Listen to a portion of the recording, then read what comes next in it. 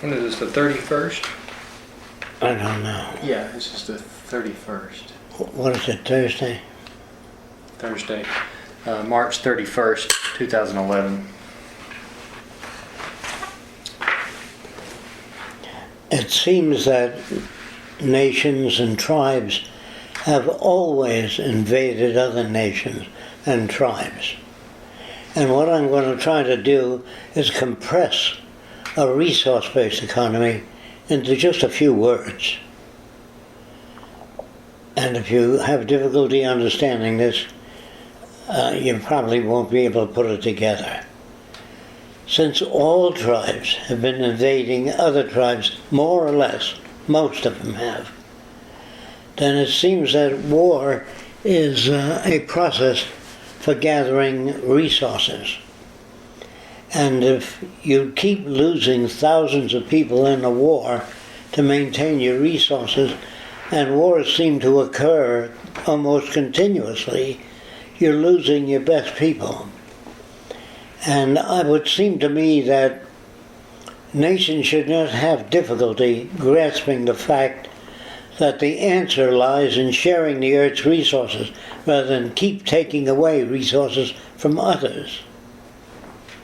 And all that the Venus Project proposes is that we share the Earth's resources and give up this idea of war. It's really, in the long run, you still have your kids, your buildings aren't blown up, and the losses are so tremendous. And this is, in a nutshell, what the Venus Project is about. I'm going to simplify it again. Most nations took land away from other nations, or their sheep, or their buildings, or their women. A resource-based economy is making all things available to all the world's people. It seems to me that if they don't do that, they will continue along the same lines. So if you want to discuss a resource-based economy in just a minute, you can do it that way. If they don't understand that nations have taken things from other nations, they won't grasp it. If they don't understand that, get your history books out and read it, and that's what you'll find. I'm leaving out Sunny Day in May. I'm leaving out all the propaganda. Now, also along with that, if you're interested in more detail, it seems that patriotism and loyalty to country is a quick system for getting people in line. All you have to say is God, country, and America. Those few words will line up people. If you can condition people to respond to just a few words, you can get them to line up and obey you. As I see in Dracula films, Count Dracula says, "Obey me." He always was like that. Says, "Obey me." And that's what nations do. They want their populace to obey them. And the simplest way to do it is to say, God's on our side, or this is the greatest country in the world. A few of those things. Whereas in the Venus Project, we understand the history of war, why it comes into existence, the factors that shape human values, and the reason for nations demanding simplicity. Without simplicity, it'd be difficult to control people. So simplicity is, God's on our side. If you love America, you'll sacrifice yourself for this country and its future. And so those simple statements like that, in France they call it hoopla, or they also call it thought control. Thought control is when people can be conditioned to respond to symbols fast. But intellect is difficult.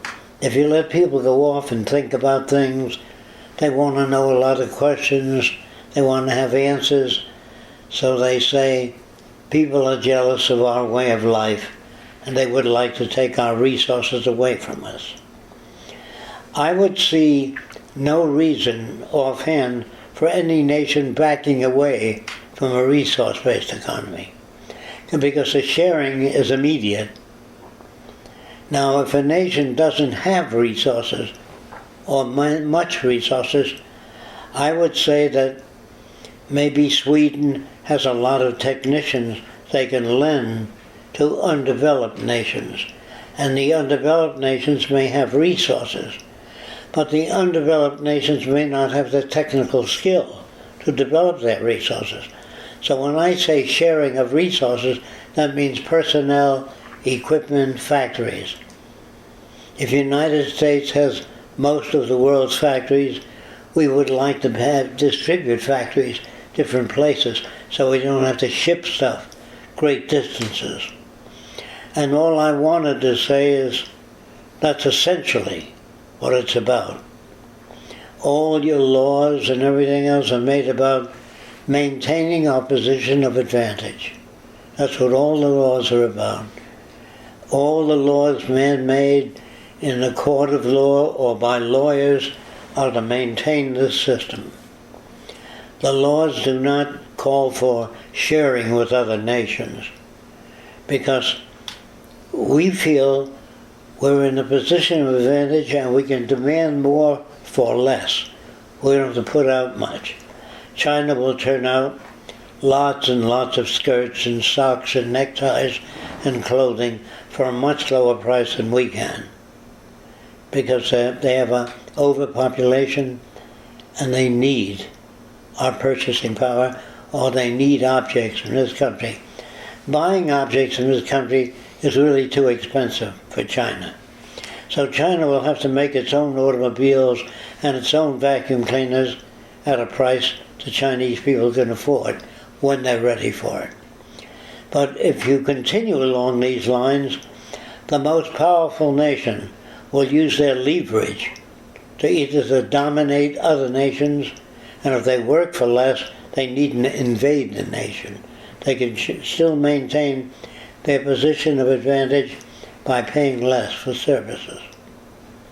So I'm saying this, finally, that if we really want to save our people and cities from utter destruction and the earth from nuclear dust and all the other pollutants that we've come up with, we must somehow learn how to bridge the difference between nations without any nation maintaining overview. Or it wouldn't be the United States that would be telling them what to do. It would be a joint venture understood by all nations, the sharing of resources.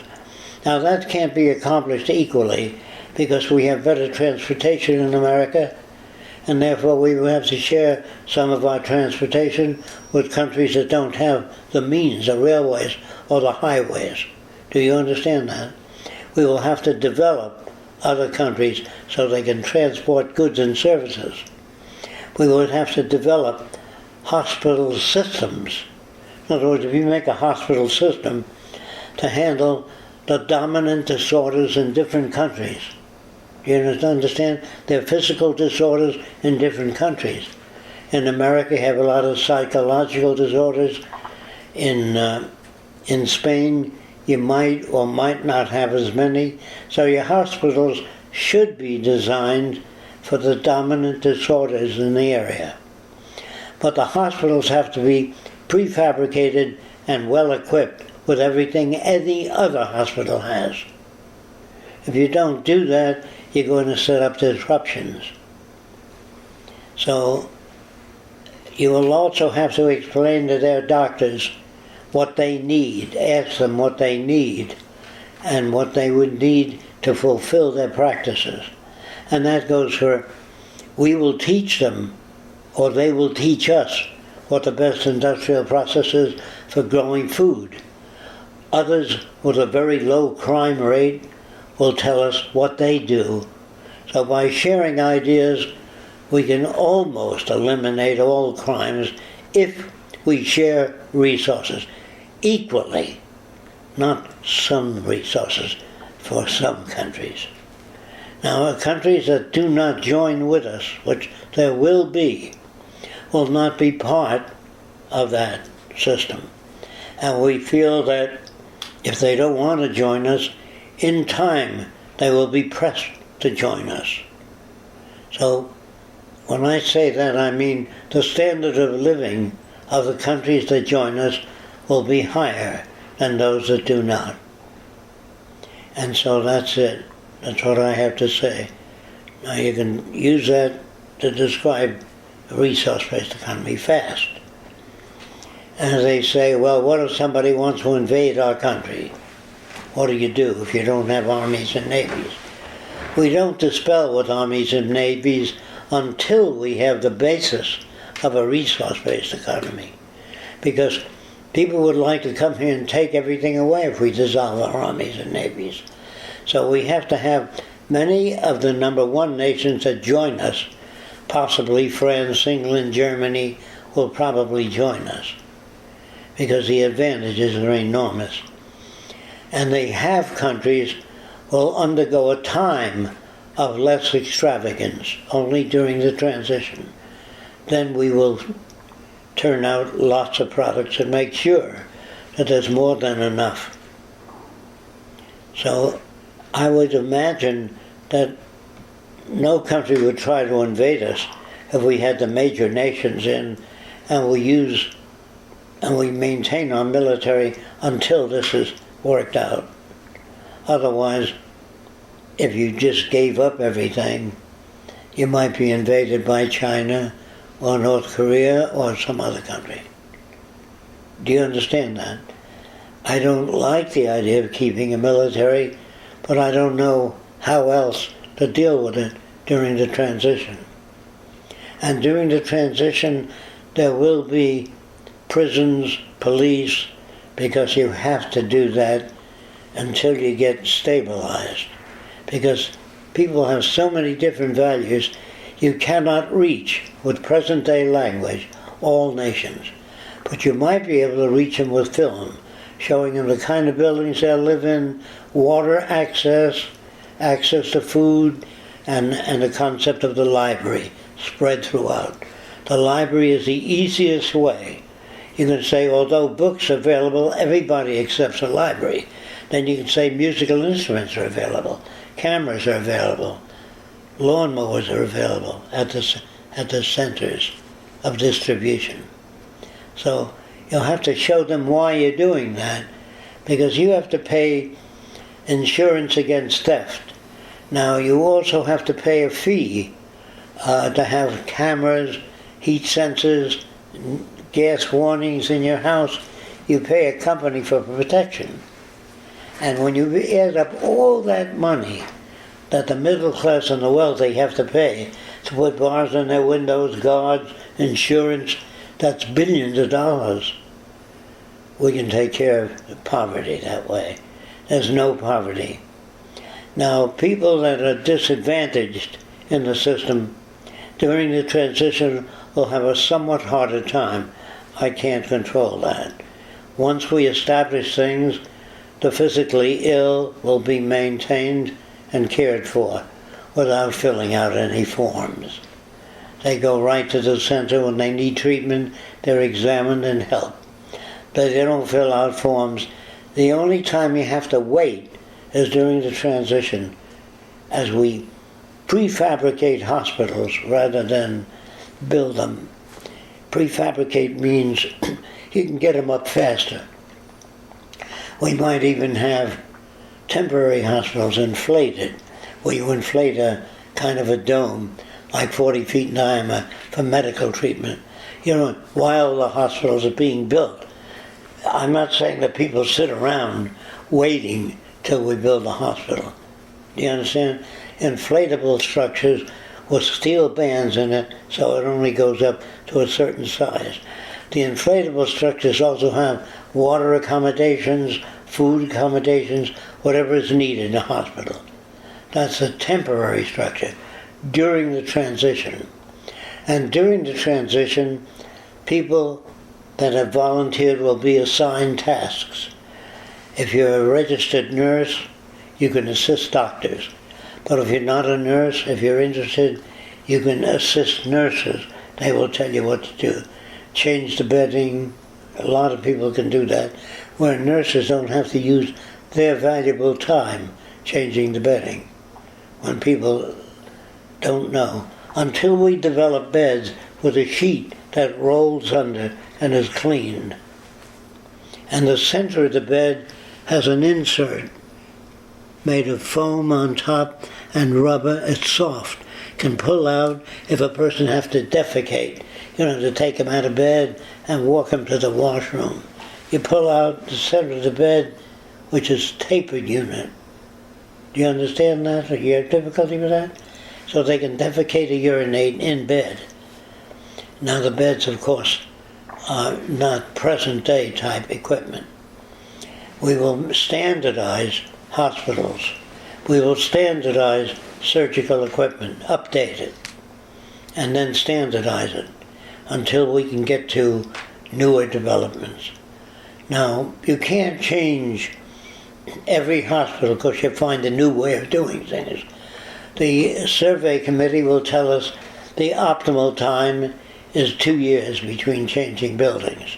They will tell us that. You can't change it every week. You come up with a new idea. So all that's based on studies and surveys. There'll be no country left out because it's poor, or later we will build hospitals. Inflatable structures will be used during the transition. I hope that's clear. We will, of course, utilize ships today for delivering goods and services while we work on an oceanic transportation system. So all ships become standardized. And all these different ships are different size, built by different shipyards. You could never take care of the world needs. But during the transition, all those ships, assuming, will have very slow orders and very few customers. If the banks break down and everything else, so the ships will be utilized by all the different nations for transporting buildings that can be inflated and other things needed in the undeveloped countries. Is that clear? Do you have any questions? The decisions are made by the survey committee. They tell us how much we need for each area, how large the water tanks have to be. Then the survey committee will tell us how deep you have to drill for water in different areas. So all that equipment will be based on surveys instead of just going drilling for water, So the survey committee has full authority, on telling us there's no reason for them to cheat or lie. They don't get paid, there's no gain. Like I can't say, I'll get a hospital built in Venezuela, because all the surgical equipment is made for the use of all people. That's why we do surveys. We do surveys to maintain this equality. Again, during the transition, there will be problems. And that's it, I think. You mentioned that during the transition there'll still be prisons and the military. Will they act different? We'd have to have it. Will they have the same standards as today, or will they be a little different? Well, they'll be uniformly protecting 30 nations or 20, the amount that join us. It will be a kind of an international protection group during the transition. It won't be U.S. Army, the French Army, the German Army. It will be defense system for defending the transition. Is that clear? I don't want American navies and French navies. They will have to be under the coordination of the protection of the new development system. Nobody's going to be shot unless they try to invade. I can't see why they would invade if the major nations joined. They'd have tremendous fear of trying to take over. And they would only want to do that if they're not being fed. So all things like oatmeal and packaged foods will be made available during the transition. They'll be told that we will not have a wide variety of food until the first 3 years. They'd have to bear with it till we get all these things in order. But with airplanes today, we can drop surgical instruments anywhere in the world fast. Do you understand? And with boats, we can deliver goods faster than we could have in the past. In the past, it might take a month to go around the Cape with a ship and bring food to an undeveloped country. Today, we can do that faster. So I would say this is about the best time for social transition. If we fail to do that and just take care of few countries, we will create new problems. Like if 3 countries join together, they say, well, the hell with the others, they didn't join. There'll be problems. We have to feed them, take care of them, educate them, show them the new techniques for farming and agriculture, everybody. So there'll be a standard practice in Latin America for growing food. Standard practice, meaning agronomists and agriculturists will tell of their methods and share them with other people, because there's no advantage in keeping it to yourself anymore. Otherwise you won't get the surgical instruments and everything else. And you won't get the medical care unless you share with everybody, everything. A guy said, well, would I have to give up my home? Well, during the transition you're going to live in your home. But after the transition, the cities are built. We build a city, then we level a city of 50,000 and move them into that city after the planning system. We never level cities and then start building a new city. We build a new city, level the old ones, and mine them for glass, structural steel, or whatever we can use. Is that clear? Highways are no longer built with curves towards certain land. They go straight through to California. Highways and trains and railways. I think I told some of you about the Coriolis effect. Since the Earth turns in a given direction, the railroad tracks running from New York to California wear out on one side due to the rotation of the Earth. It puts a train load on one track, so they tilted the tracks to allow for the Coriolis effect, so they wear out equally. Well, a lot of the scientific applications will be applied by the Bureau in charge of conservation of forest and energy. They will determine, because they have access to every patent now, and they can, I don't like to use the word seize the patent. Since everybody is one now, there need not be any reason for you to keep ideas to yourself, because inventors and artists are all taken care of. But they're assigned projects.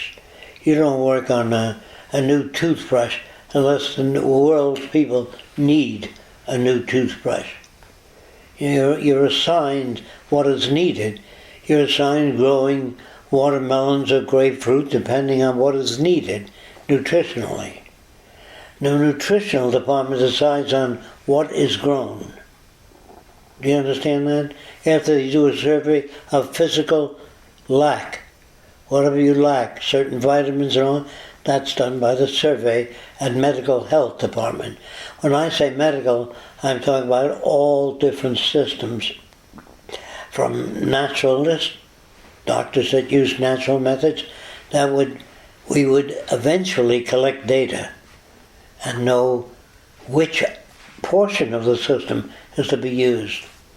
Like in many metaphysical approaches to health, a lot of it is not valid. And many medical practices are not valid. They're done because it's good business. Doctors replace the hip when it's slightly worn, and then the hip prosthesis doesn't fit too well. So I would say much more careful studies are made before any transplants are made. Do you understand that? And all emergency people very sick will be given priorities. There's no methods of giving Spanish or Greek people or Americans priority. The priorities are for all people. But all people are not trained in the same way. So nurses will be transported greater distances to foreign countries. If we have a surplus of nurses in China, they'll be transported. If Cuba has a surplus, those countries will remain until we go into geographical distribution of the population. We don't take people and move them places. We say, how many people like the tropics? How many people like winters and change of season? And after that survey, we know the majority of people want to live in the temperate zone, not necessarily the tropics. Do you understand? So we don't just take people and move them different places. We do a survey first, find out what people want, not what they want, what they ought to want. They're trained in knowing that certain types of combinations of food, artificial coloring are no longer used. That pigs are no longer accelerated in growth. They're not fed growth hormone to speed up the development. So if you got a fat pig, you can bring it to market sooner. Well, the acceleration of cells in the pig may affect the acceleration of cells in the human. So very careful studies are made. We're not interested in growing fat pigs fast unless just simple nutrition does it. Because pigs and other animals have lived on certain nutrition for hundreds and hundreds of centuries. If you suddenly change that, it's going to have a lot of detrimental effects on animals. Because we can't change what nature has proven over thousands or millions of years. You can't suddenly give people pills that contain everything they need. They need bulk too. You understand? I just want to make sure you understand that there's no advantage taken of anybody. Any questions about that? The only reason I mention defense is that some nations will try to take it away because they're having immediate problems. But we will immediate supply whatever we can to all nations. What would go on in prisons? Would there be more education, access to information? Well, there wouldn't be prisons. There'd be like schools where people might be sent to see films on the factors that shape human behavior. Why a person beats another person. Why a person uses physical force. They'll have to attend those films. And then after the films they discuss it. And will it affect everybody? No. But it'll affect enough people. We don't need to affect everybody. We need to affect mainly the survey committee and the people that design the transportation and all that. Those are the major people. Now, anybody can become a major person, but they don't have a higher standard of living. They all have a very high standard of living. They have access. Now, the average person will not access books on the nature of material resources. Certain people will.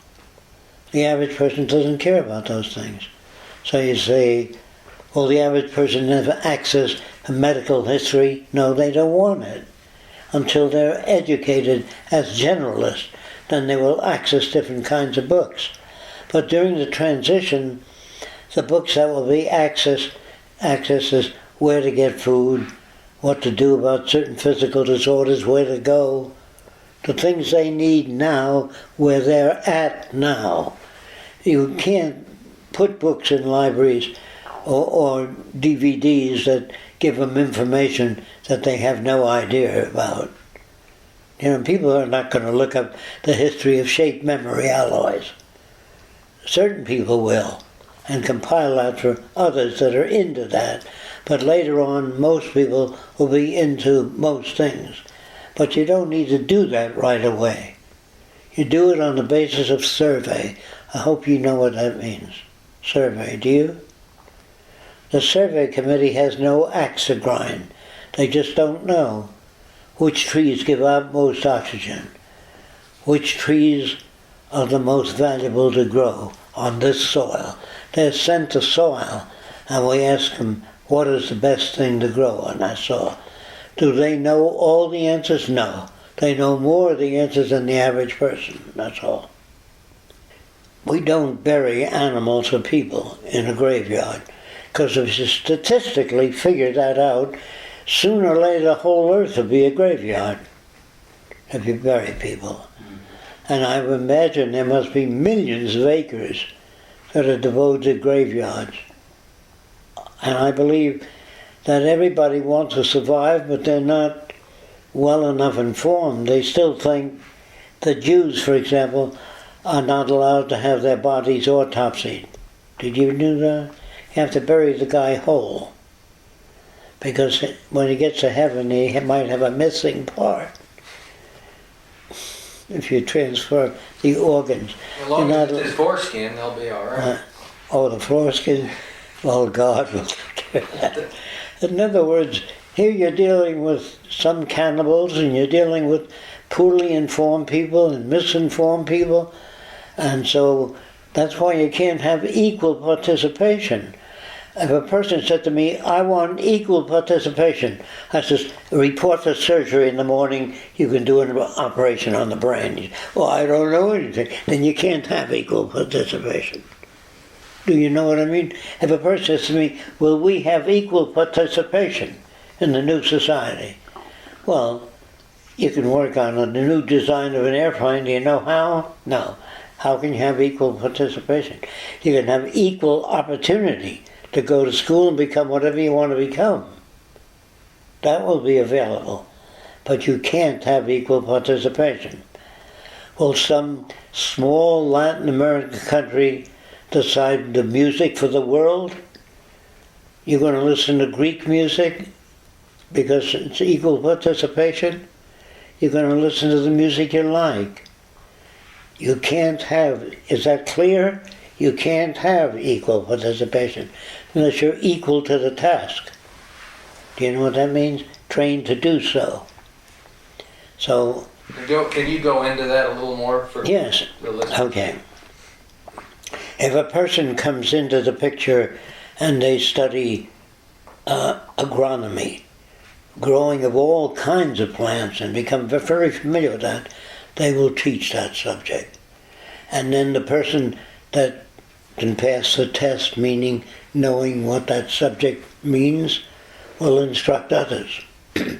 But if a person works on his own and finds out that there's a certain food that contains everything people need, he can submit it to the computer, and the computer will say, we would like to do further studies on that. And it will alert the labs to do studies on the Larry's new fruit that contains everything. They do studies on it, and it becomes implemented if it works. Do you understand? The establishment does not control food. They do only during the transition and the early stages.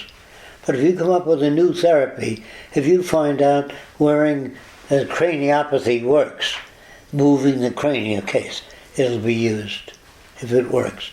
But the studies made are done by scientists that have pledged to have no particular allegiance, but just to find out if the system works. They don't have money in any corporations, the scientists. They don't have the investments to make it want to work. Use our carburetors, because I invented it, and he invested in it, so he can impress the direction. There seems to be no way in the resource-based economy of putting your favorite foot forward and controlling that society. There's no reason to fake anything, because no one is given credit. In other words, if you come up with a cure for cancer, they say this is how the Larry system works, see? And they tell it to everybody. But Larry goes around lecturing on it, but he doesn't get a medal. You know what I mean? But you can only do that under a resource-based economy. It won't work if you try it under another system, because if you come up with a contradiction to the corporation you work for, they'll can you. Why should, if you become a, what do they call it? Whistleblower. You know what a whistleblower is? Like we just heard recently on Free Speech TV, there were many American nuclear plants that began to leak and do many things that were never reported. Because the government owns the nuclear plants. They're not private corporations. So the government has to protect the people that designed it. Otherwise the government, people would lose confidence in the government faster. So you got to understand, since there's no vested interest, there's no reason for corruption. The only kind of corruption that might exist are mental disorders, and that can be detected real early. You don't need to wait till the guy is going around blowing up buildings. There's earlier evidence that manifests itself. Do you know what I mean? Nobody comes into work, they get a little fever, and they're checked out, and they're told they have scarlet fever, and they're isolated, and the rest of it with tuberculosis. That would be isolation wards. And the isolation ward, meaning where contagious diseases can be spread, there is a battery of what looks like fluorescent tubes, so long, and all of the air is drawn through that, and it's radiated with ultraviolet light, which kills all airborne bacteria.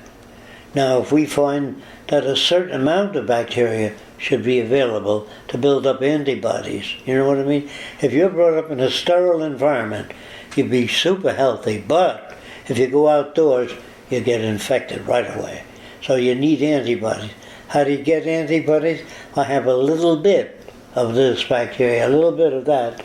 So that would also be determined by the health survey. But do you understand that? There's nobody sitting down making decisions based on the past. Everything is rechecked again and again.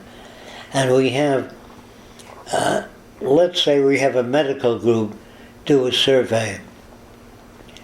That medical group might have a bias which they inherited from an earlier culture. You know what I mean?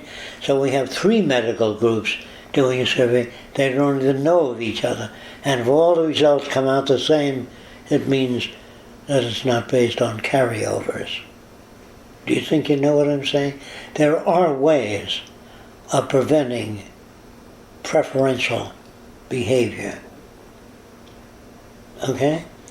Now, if one kid seems to learn faster than other kids, he becomes an aid in teaching other kids in his class. You know what I mean? Instead of using that, I got an A, you got a B, he got a D, she got an F, failure. See, that's not good. That produces attitudes in people. But if you've got a very excellent sense of balance, but your heart is not as strong, we are interested in the genetics that gives you a sense of balance. You know what I mean? So genetic engineering will not be used to grossly change people, only if certain things are lacking in your body and you can't, say as you get older today, you lose your memory. You can't recall everything you could years ago. So if a guy finds out that genetic splicing will improve that, they test it on animals and give them a memory test, going through a maze or whatever it is. And if there's a high correlation and it's not fully tested, we say you're losing your memory, we can use this now, it'll help you. We don't know the final results. So you will always volunteer or reject it. You don't have to undergo certain experiments. And there are ways we can sit down and discuss and prevent bias. Do you understand what I mean? Bias means if you come from an Indian village, you might think that the Indians have a certain unique way of looking at life. And if they do, we apply it. If it works, we use it. We don't only use orthodox methods. We use whatever methods work. okay? Your qualifications are based on the results. If you can help more people than System B, that system has priority if it works. And it has priority until another system comes along, or a modification of the system. Is that clear? This is how you can be fair. I don't know how else to be fair about things. If you can think of some other problem, bring it up. Because that's what the transition's about. Bringing up things that we don't seem to be able to solve. There may be a time during the transition where we don't have enough information to make a decision. So we put out further information is needed. And 9 or 1,000 labs are working on that now. We haven't got the results. We won't get it until the next month or so. But you tell the public where you're at.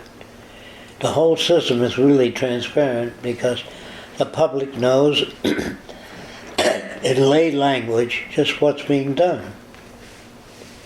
Now, if people need a church to feel good, during the transition we will build a church, but they don't pay taxes and they don't have to pay for the building. We've turned out prefabricated churches of a standard size. But if more people follow a particular church, we use that. But the church has films on the history of invention and how churches use, I don't know if you know this, there are bells in churches that are hi-fi. They're not real bells, but they make a hi-fi recording. Boom, resonance and all. So when you hear, the guy used to pull a string to move the bells in a church. They have hi-fi church. They have electric lighting in churches. They don't ask God to illuminate the church. They do use air conditioning. You know what I mean? So it is easier today to turn a church around. That is a modern church with all the equipment. Okay? Now the ministers themselves will be advised to attend a filming on changing human values over a period of time. And the minister, the way that film's arranged, will realize that he himself has preferential values due to his conditioning. And they will use words like conditioning. And once they understand conditioning, they can't judge a person as being a criminal or bad. So the sermon will begin to change. Do you understand what I'm saying? There are sermons in church today, like the Unitarians, that talk more about the physical world, and practically nothing, but they still sing hymns. They couldn't quite let go of religion. So they walk down the aisle, and that's a humanist too. Humanists have similar problems. The humanists believe that if you had a machine government, people would become more like machines. But they don't understand that people are machines. They're different chemical, electrical, biological machines. They're not like mechanical machines, the same type. By machine, I mean they need fuel, they defecate, they need warmth. If it gets too cold, they die. If it gets too hot, they die. Heat stroke. So we have to engineer the world to take care of those differences. When I say machine, when a doctor looks at your eyes and he says, your retina is letting go, you'll be blind in 3 months. He looks at the degree of damage, which he's been told, if it's this, that will happen. If it's that, this will happen. He isn't born that way. An ophthalmologist isn't born looking in your eyes knowing what's wrong. He's trained to do that. Or educated, if you want to use the word. They don't like the word trained, because who's doing the training? You know, that bothers people. So you can say in the future, people will have much more detail to work with, many more options. Use that kind of language. Instead of saying, we will condition people to be kind. Well, who the hell are you to condition people to be kind. So when they say, who will do the conditioning? You. Well, I'm not qualified, then somebody that is will. Always point to the guy that raises the question. Who will decide what the electrical output?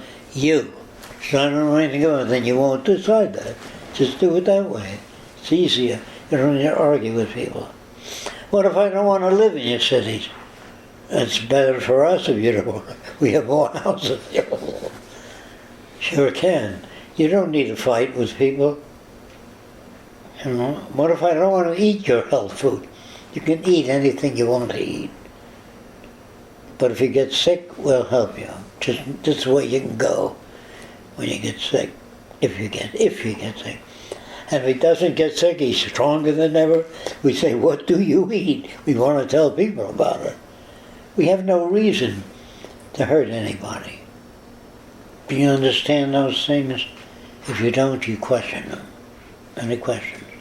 Okay.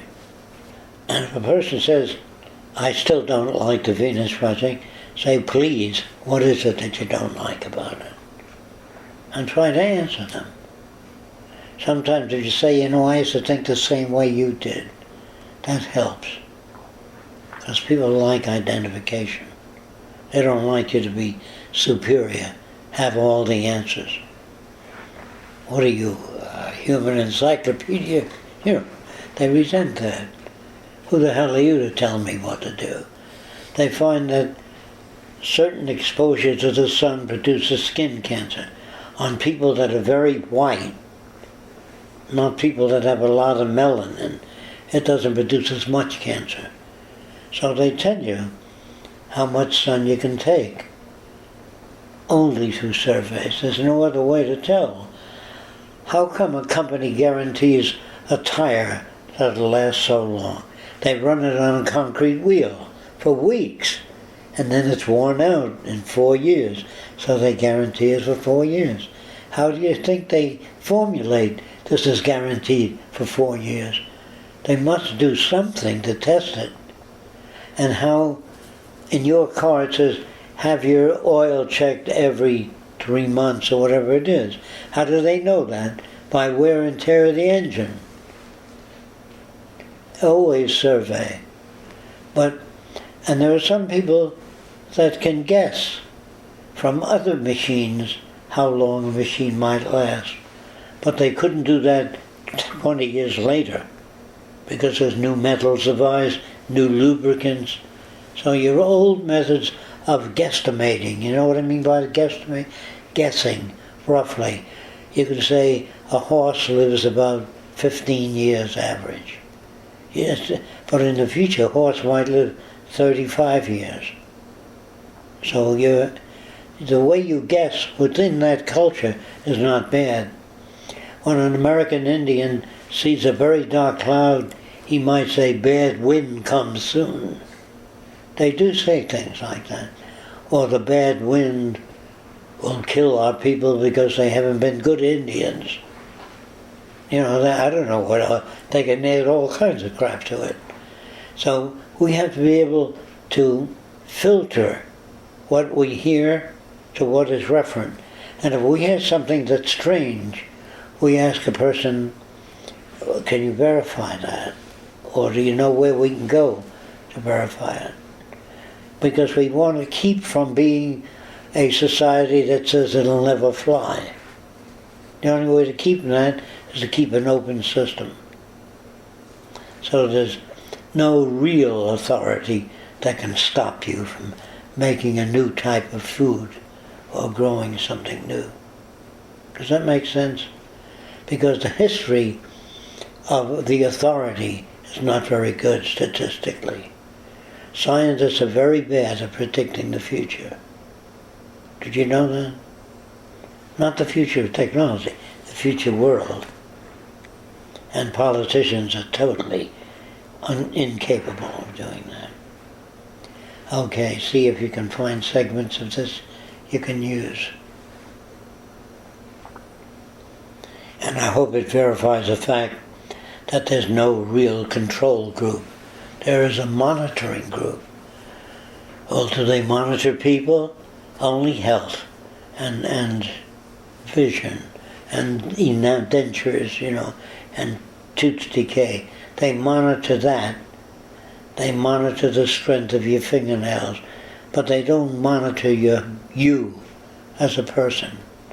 They understand that you studied music, art, and poetry. They understand that, but they don't monitor you and say, you shouldn't do this. They don't use the word shouldn't.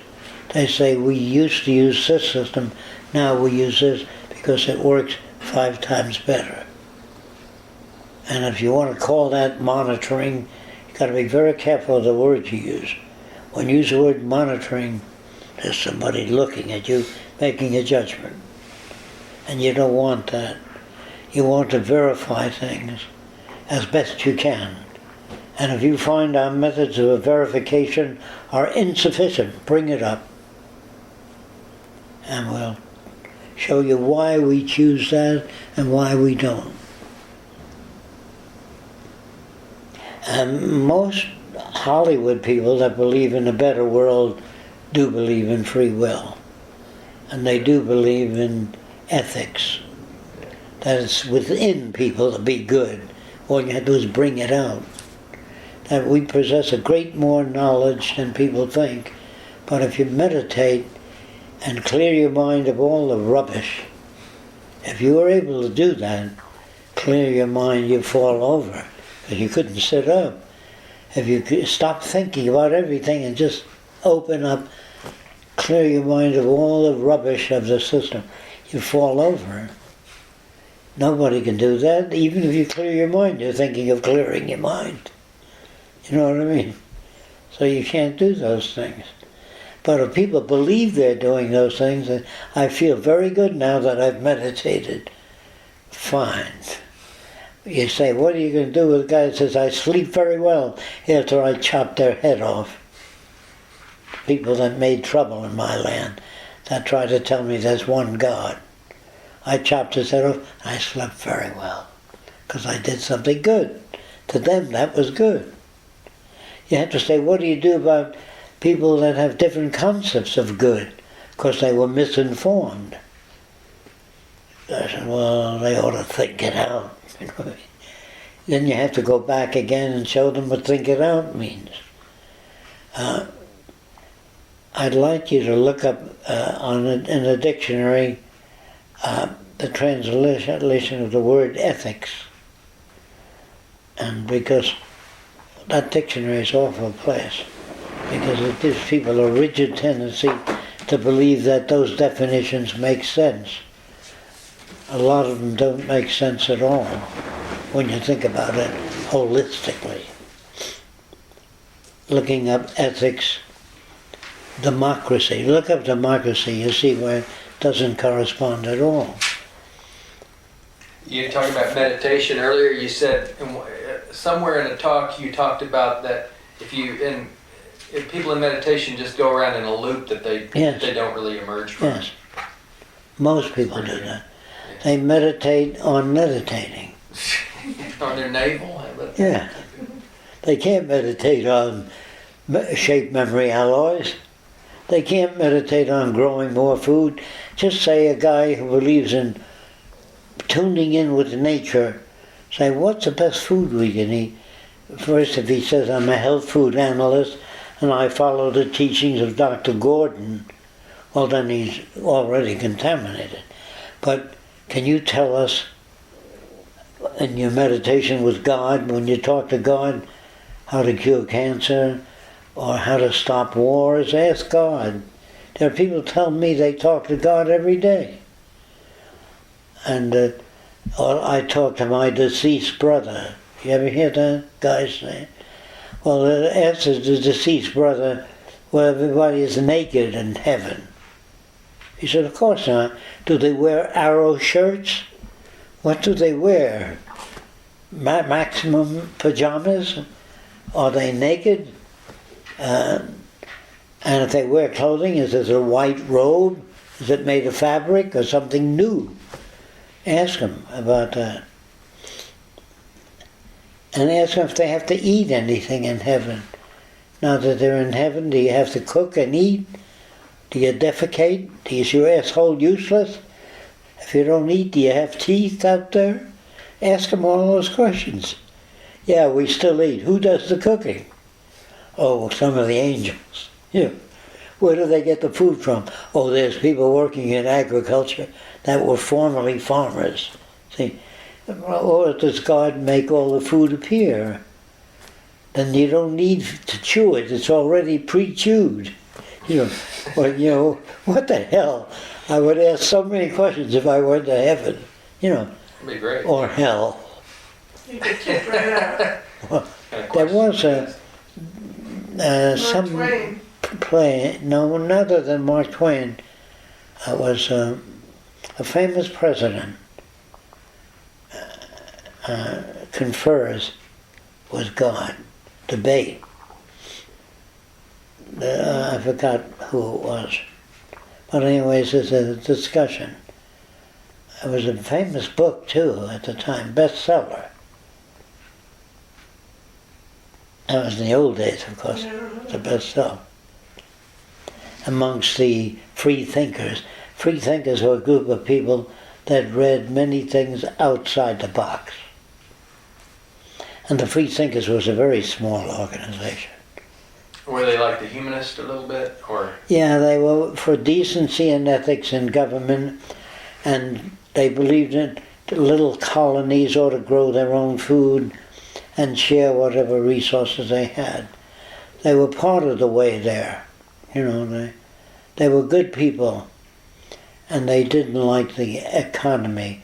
Some of them were socialists, some were communists, with modified forms of communism. Some were Trotskyites and some were Leninists, some were Stalinists. They didn't like each other. So it was about the 20s, 30s? Yeah, all that at a time. There was so many different religions, new religions too. And then there was people that practiced astral projection of the body into any country. I'm about out of tape. Okay. You got enough stuff there. If you I want didn't get into that, but you can delete that.